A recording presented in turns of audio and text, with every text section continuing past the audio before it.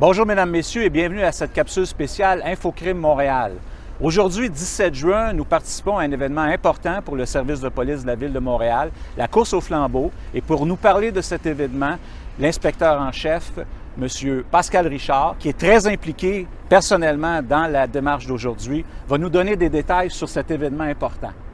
Bonjour, bien effectivement, aujourd'hui, c'était notre premier événement présentiel, fait qu'on était très heureux depuis, avec la pandémie, de tenir un événement présentiel pour la course au flambeau. En fait, le relais de la flamme, c'est notre événement fort du mouvement de la course au flambeau. Il faut savoir que la course au flambeau, c'est le mouvement international dans lequel s'implique l'ensemble des agents de la paix au profit d'Olympiques spéciaux, donc pour nos athlètes spéciaux. Donc, c'est un peu comme pour les grands brûlés, pour les pompiers, bien nous, les policiers, c'est la cause dans laquelle on s'implique. Et l'an passé, bien, on n'avait pas eu d'événement, bien sûr, à cause de la pandémie. Fait que là, cette année, on a pu tenir un petit événement présentiel en respectant les règles sanitaires, bien sûr, pas plus que 25 coureurs, avec un de nos athlètes qui était là. Nos athlètes, c'est nos héros.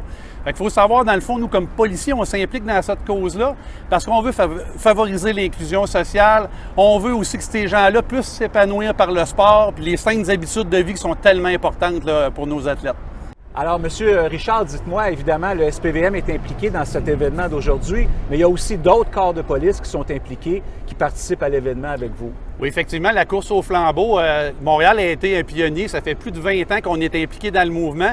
Mais avec les années, oui, il y a beaucoup d'autres organisations qui se sont joints à nous, dont la police de Laval, la police de Longueuil, la Sûreté du Québec, la GRC, même l'ASFC au niveau des douanes. On a la police de Québec également. Fait qu'on a beaucoup même de sûretés municipales qui se sont joints au mouvement. Fait que tranquillement, ça fait des petits. Et aujourd'hui, il y avait plusieurs relais de la flamme qui se tenaient simultanément à la grandeur du Québec. Fait que oui, on est vraiment content de ça. On fait connaître aussi la cause parce que comme policier, on veut aussi sensibiliser la population à nos athlètes, à qu'est-ce qu'ils vivent, puis l'importance de l'inclusion sociale, comme je vous le disais tantôt. Fait que oui, on veut que ça grossisse encore, puis on va continuer de mettre de l'énergie là-dedans.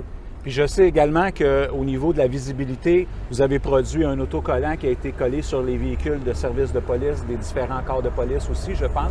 Oui, on a fait une campagne de communication qui était autant pour faire connaître le mouvement à nos policiers à l'interne, mais également pour la population qui peut voir les collants apparaître là, sur les véhicules de police. Et on en a déployé à la grandeur du Québec là, pour faire connaître le mouvement de la course au flambeau des agents de la paix. Bien, écoutez, M.